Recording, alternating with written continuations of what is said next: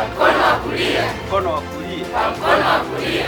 Mama Jamila, Mama Jamila, Mama Jamila, Mama Jamila, Mwambie Jamila asonge ugali kwa mkono wa kushoto, kwa mkono wa kushoto. Weka alama ya vema kwenye neno raju. Kwenye mchezo wetu, tunaendelea na mchezo wetu.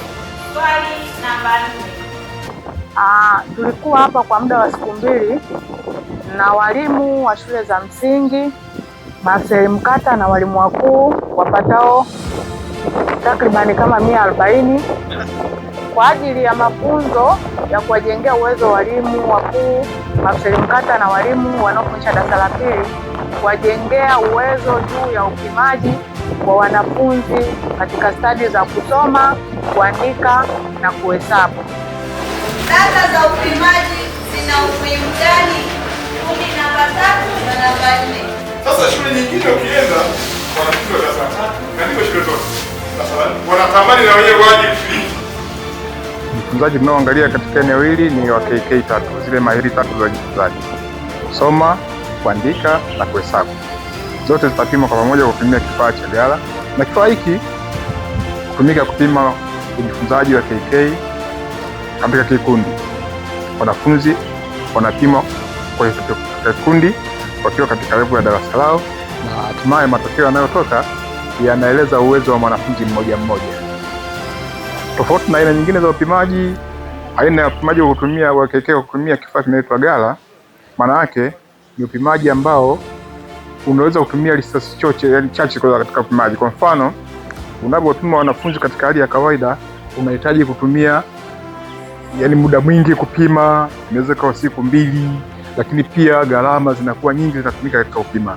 Kwenye kifaa cha gala tunatumia muda mfupi sana na matokeo huwa yanatoka ndani ya muda mfupi vile vile.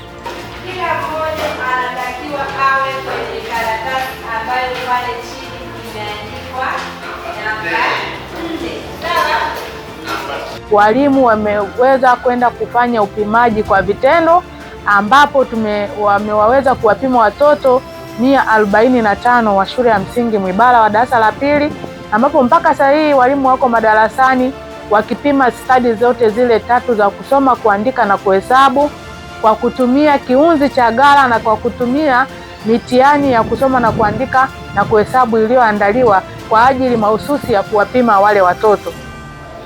Kwenye mchezo wetu, tunaendelea na mchezo wetu. Swali namba 4.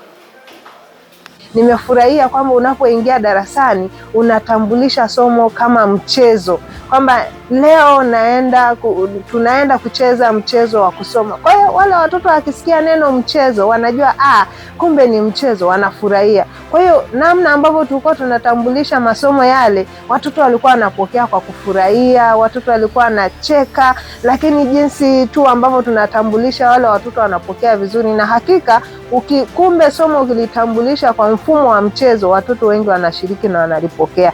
Tumefanya katika eneo la field, watoto wengi wamepata vizuri, wamefaulu vizuri na watoto wanafurahia. Kumbe hata sisi walimu tumefurahi kwamba kwa sasa hivi hatutakiwi kutumia lugha yenye ukali ndani, hatutakiwi kutumia lugha nyingine, lakini kumbe tukitumia mfumo wa michezo wale watoto wanakuwa wanajifunza vizuri sana. Kwa kweli wanafunzi wamepokea na sisi walimu tumepokea.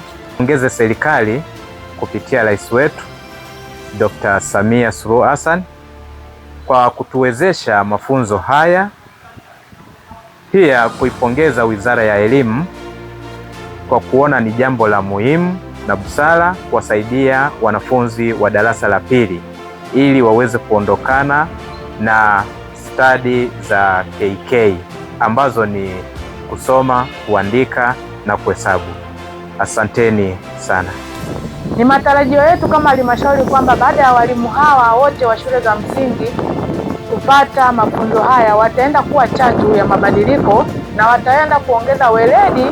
Wanapokuwa wamefundisha, basi watakuwa wameongezewa chachu nyingine ya kuweza kuwapima wanafunzi hawa ili hatimaye tuweze kumaliza tatizo la kutokujua kusoma, kuandika na kuhesabu na kuwajengea uwezo wanafunzi wa kuweza kumudu stadi hizo kwa weledi kubwa.